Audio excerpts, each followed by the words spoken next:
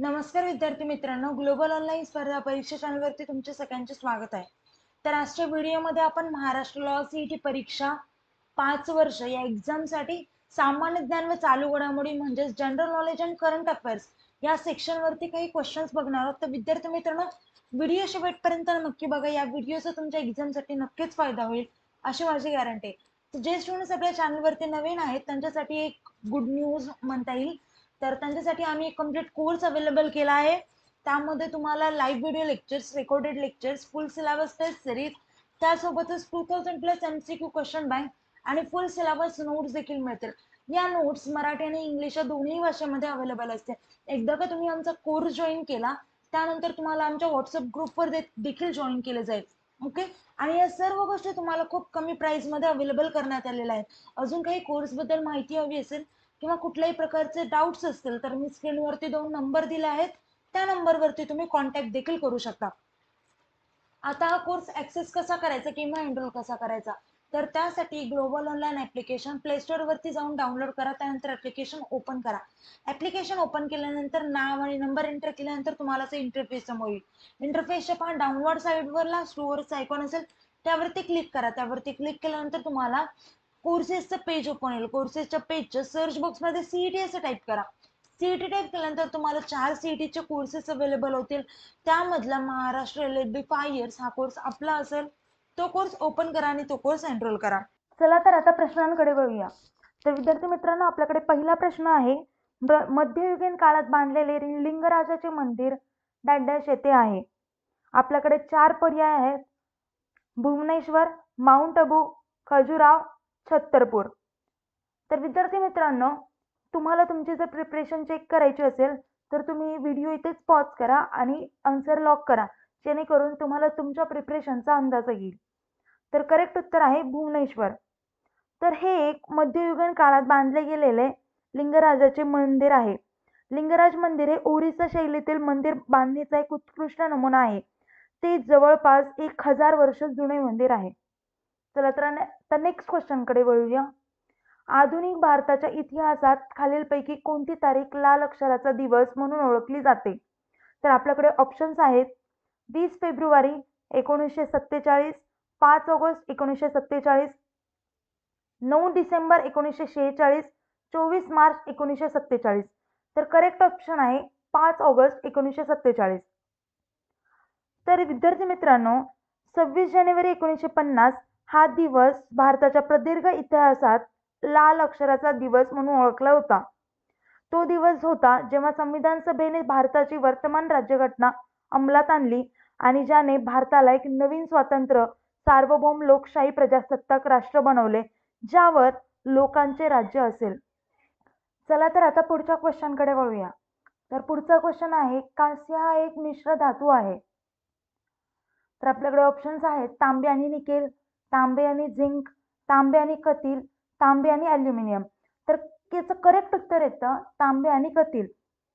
तर धातूंचे मिश्रण हे एक धातूचे एकसंघ मिश्रण आहे जे दुसरे धातू किंवा अधातूचे असतात. आणि कांस्य हे तांबे आणि कथील यांचे मिश्रण आहे. तर यात 88% तांबे आणि 12% कथील असतात. कांस्य सामान्यतः बिअरिंग साठी वापरले जाते. पितळ, तांबे आणि जस्त यांचे मिश्रण आहे. टंगस्टन हा तांबे आणि निकेलचा मिश्र धातू आहे. तर अल्युमिनियम कांस्य, तांबे आणि अल्युमिनियमचं मिश्रण आहे. नेक्स्ट क्वेश्चन पाहूया. प्रेस मुक्तिदाता म्हणून कोणाला ओळखले जात होते? तर विद्यार्थी मित्रांनो, आपल्याकडे ऑप्शन्स आहेत: बेटिंग, हेस्टिंग्स, मेटकाफ आणि मॅकोले. तर करेक्ट उत्तर आहे मेटकाफ. तर विद्यार्थी मित्रांनो, वृत्तपत्रांचा मुक्तिदाता म्हणजेच लिबरेटर ऑफ द प्रेस.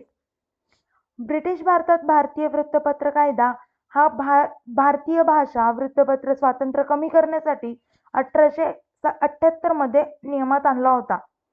आणि लॉर्ड मेटकाल्फ याला वृत्तपत्रांचा मुक्तिदाता म्हणून ओळखले जाते.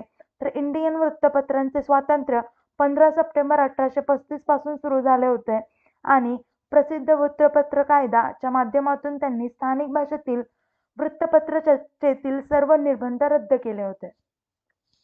चला तर नेक्स्ट क्वेश्चन पाहूया. चौथा करार गोळा केला होता ते कोण होते? तर ते मराठा होते, मुघल होते, खिलजीच होते का रोहिल्लाच होते? तर करेक्ट उत्तर आहे मराठे.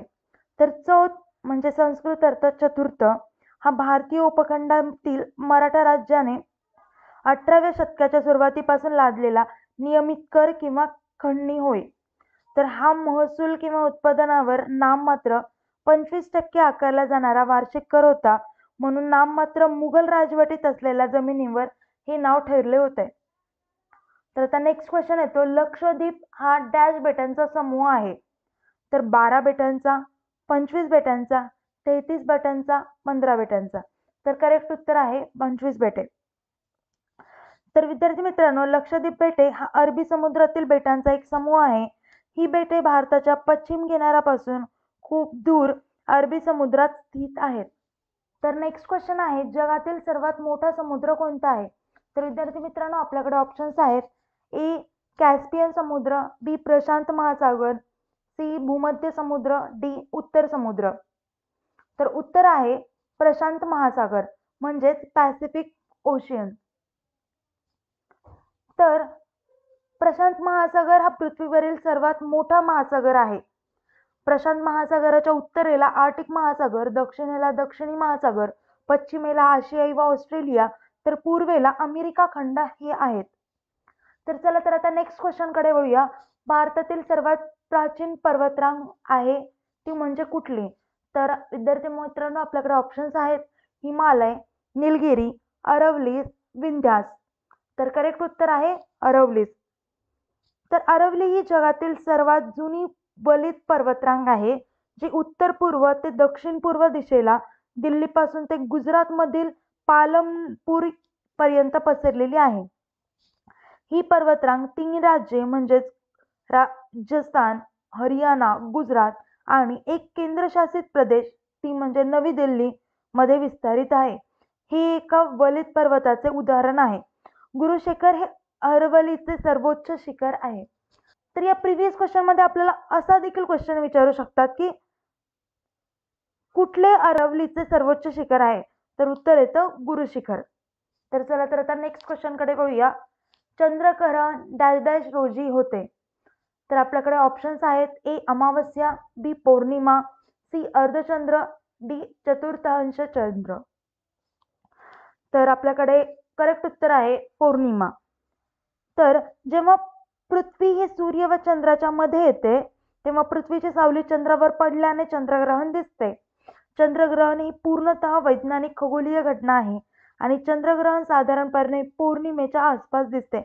चंद्रग्रहण प्रत्येक पौर्णिमेस लागत नाही, तर चंद्रग्रहणे पृथ्वीची सावली चंद्रावर पडल्यामुळे दिसतात. सूर्य, पृथ्वी आणि चंद्र एका रेषेत आणि एका प्रतलात आल्यावर चंद्रग्रहण दिसतं. तर आता नेक्स्ट क्वेश्चन पाहूया. जगातील थोरियमचे सर्वात मोठे उत्पादक कोण आहे? तर आपल्याकडे विद्यार्थी मित्रांनो ऑप्शन्स आहेत. कॅनडा, ऑस्ट्रेलिया, दक्षिण आफ्रिका आणि भारत. तर करेक्ट उत्तर आहे भारत. तर थोरियम हा मोनाझाइट पासून बनवला जातो आणि हा युरेनियम, प्लुटोनियम इत्यादींसह एक प्रकारचा अणुखनिज आहे. आणि युरेनियमचा पहिला मोठा उत्पादक भारत आहे, तर दुसरा सर्वात मोठं उत्पादक ही कॅनडा आहे. तर आता नेक्स्ट क्वेश्चन कडे वळूया. भारतातील कोणत्या राज्यात थोरियमचा जगातील सर्वात जास्त साठा आहे? आपण या आधीच्या क्वेश्चन मध्ये जगातील सर्वात मोठा उत्पादक पाहिला होता आणि या क्वेश्चन मध्ये आपण भारतातील पाहणार आहोत. तर आपल्याकडे ऑप्शन्स आहेत आसाम, आंध्र प्रदेश, कर्नाटक, केरळ. तर करेक्ट उत्तर आहे केरळ. आणि केरळ सहित झारखंड, बिहार, तामिळनाडू, मध्य प्रदेश आणि राजस्थान मध्ये देखील त्याचं उत्पादन होते. तर नेक्स्ट क्वेश्चन कडे वळूया. याहू कोणी विकसित केले? तर आपल्याकडे 4 ऑप्शन आहेत. फर्स्ट ऑप्शन डेनिस रिची आणि केन थॉम्सन, बी ऑप्शन आहे डेव्हिड फिलो आणि जेरी यांग, सी ऑप्शन आहे विंड सर्क आणि रॉबर्ट कान, डी ऑप्शन आहे स्टीव्ह केस आणि जेफ बेझोन. तर करेक्ट उत्तर आहे विद्यार्थी मित्रांनो डेव्हिड फिलो आणि जेरी यांग. तर याहू ही एक अमेरिकन कंपनी आहे. याहूच्या साईट थ्रू ही company web portal, search engine, email, news इत्यादी सर्व्हिसेस अवेलेबल करून देते. याहोची स्थापना स्टॅनफर्ड विश्वविद्यालयामध्ये ग्रॅज्युएट विद्यार्थी जेरी यंग व डेव्हिड फिलो यांनी 1994 साली केली होती. चला तर आता नेक्स्ट क्वेश्चन कडे पाहूया. प्रसिद्ध बॉक्सर मेरी कोम ही डॅशची आहे. तर आपल्याकडे विद्यार्थी मित्रांनो ऑप्शन्स आहेत मणिपूर, मिझोरम, नागालँड आणि त्रिपुरा. तर करेक्ट उत्तर आहे मणिपूर. तर मेरी कोम ही एक भारतीय हौशी बॉक्सर, राजकारणी आणि राज्यसभेच्या विद्यमान सदस्य आहेत. 6 वेळा जागतिक हौशी बॉक्सिंग चॅम्पियनशिप जिंकणारी ती एक महिला आहे. आणि मेरी कोमचा जन्म भारतातील ग्रामीण मणिपूरमधील चुराचंदपूर जिल्ह्यातील मोईरांग लामखाई या कागाखी गावात झाला होता. तर आता नेक्स्ट क्वेश्चन येतो. आपल्या सौर मालिकेतील सर्वात वजनदार उपग्रह कोणता आहे? तर आपल्याकडे ऑप्शन्स आहेत चंद्र, फोर्ब्स, गॅनिमेड, डेमोस. तर करेक्ट उत्तर आहे गॅनिमेड. तर गुरुचा चंद्र म्हणून ओळखला जाणारा गॅनिमेड हा सौर मालिकेतील कोणत्याही ग्रहाचा सर्वात मोठा नैसर्गिक उपग्रह आहे. गॅनिमेडचा व्यास सुमारे 5200 किलोमीटर आहे. गॅनिमेड ही सूर्यमालिकेतील 9वी सर्वात मोठी वस्तू आहे. चला तर आता नेक्स्ट क्वेश्चन कडे वळूया. कृत्रिम फळे पिकवण्यासाठी वापरला जाणारा वायू आहे तो म्हणजे आपल्याकडे 4 ऑप्शन्स आहेत इथिलीन, इसिटिलीन, इथेन आणि मिथेन. तर अचूक उत्तर आहे इसिटिलीन. तर काही देशांमध्ये इसिटिलीन वायू म्हणजेच C2H2 कृत्रिमरित्या फळ पिकवण्यासाठी वापरला जातो. जेव्हा कॅल्शियम कार्बाईड आर्द्रतेच्या संपर्कात येतो तेव्हा तो ॲसिटिलीन वायू म्हणजेच C2H2 तयार करतो. हा वायू नैसर्गिकरित्या फळं पिकवणारा कारक इथिलीन सारखाच असतो. ॲसिटिलीन फळे पिकवण्याच्या प्रक्रियेस गती देतो आणि फळे पिकवणाऱ्या कारकांचा उपयोग कृत्रिमरित्या फळे पिकवण्यासाठी आणि कमी काळात फळांना इच्छित रंग आणि चव प्राप्त करून देण्यासाठी केला जातो. कृत्रिमरित्या फळे पिकवणारे कारक म्हणून कॅल्शियम कार्बाईड, इथेफॉर्म आणि इथिलीनचा उपयोग केला जातो. विद्यार्थी मित्रांनो, आय होप तुम्हाला या व्हिडिओमधील क्वेश्चन समजले असतील आणि आपण दिलेली माहिती उपयुक्त ठरली असेल. थँक्यू.